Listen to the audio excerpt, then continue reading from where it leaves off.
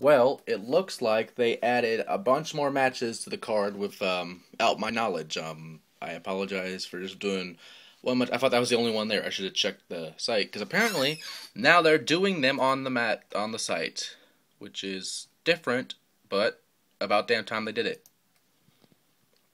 So last time we talked about the match that the only one I knew about at the moment, which was the tag team title one. But they added four or there were four. The five were already there, and I didn't see them. But whatever. Anyway, let's go through them as quickly as possible.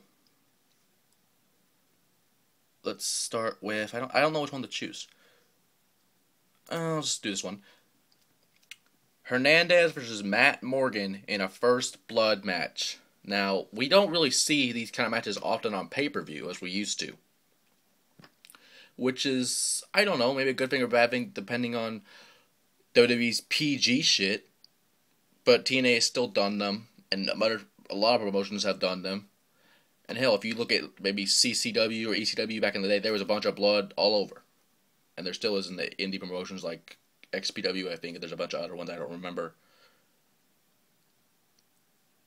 But this one will be, a first blood match. I do not know if there's any contenders things on the line, because I don't remember if TNA's still doing the top 10 to contenders thing, which has pretty much been dead by now. It's been dead. So, I don't know if they're still doing that or not, but a win in this type of match would move them up the ranks. And both of these men have a bunch of history. I think they had a steel cage match once, and they had a different other kind of matches I don't remember off the top of my head. But this feud will probably come to a head, even though it's been a few years off. They're trying to redo it. This will probably either ignite the fire or trying to do it again.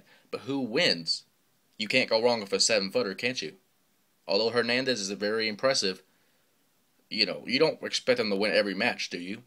Or succeed in everything, do you? Because he almost didn't do it in Ric Flair or him to do something to AJ. And that was barely successful, if any. So Morgan has a lot more momentum going for him, especially since his size and all that stuff. But we might get upset. I don't know. Now, the X Division Championship is on the line in Ultimate X match, which we also haven't seen in a very long time. And it will be a Fatal 4-Way Ultimate X match. Both members of Generation Me, aka the Young Bucks, Max and Jeremy Buck, versus Kazarian versus Robbie E. Now, if you remember the last pay-per-view, and I'm going to quote this because, this is what he said. He was scheduled to face two dudes, not one dude.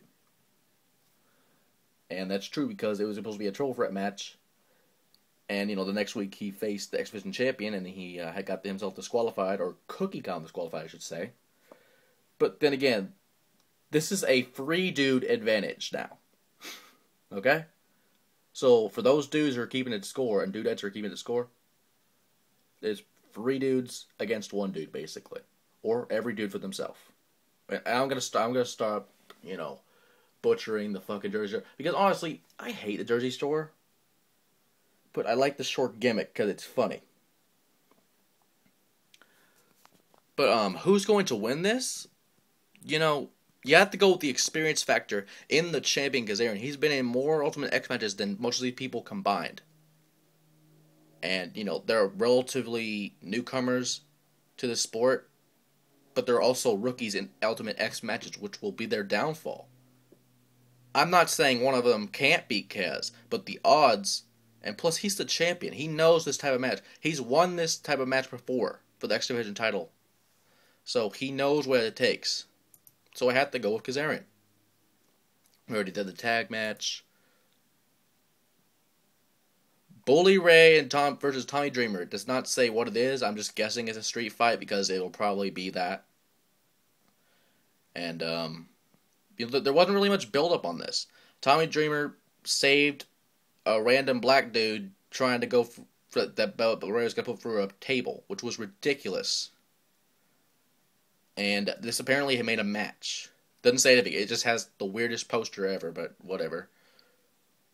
Who I think will win? I mean, this goes back to the ECW days, which I was talking about earlier. There will be blood in this matchup. There will be broken weapons, tables, chairs, whatever.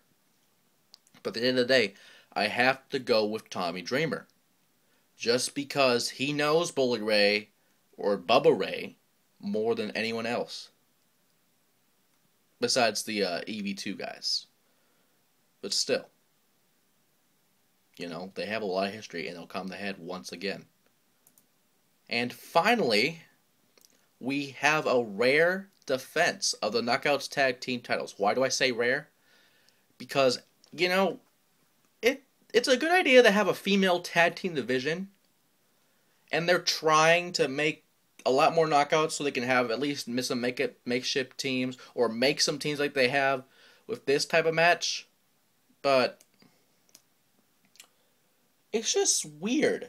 Because then they have the storyline of Winter or Katie Lee and Velvet Sky, which maybe that's why they weren't defended as much, because they were trying to focus on that and the fucking boob-offs and shit what people were talking about on Twitter, because, I mean, seriously. One of those things was going to explode if they didn't stop that. I swear to God. If you've seen the earlier ones, one of them was going to explode. Okay? Implants aren't cheap either, boys. So,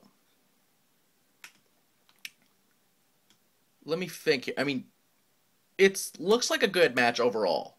But my opinion is just, you know, we should do this more often. Because once you first introduced it, you had a fucking tournament.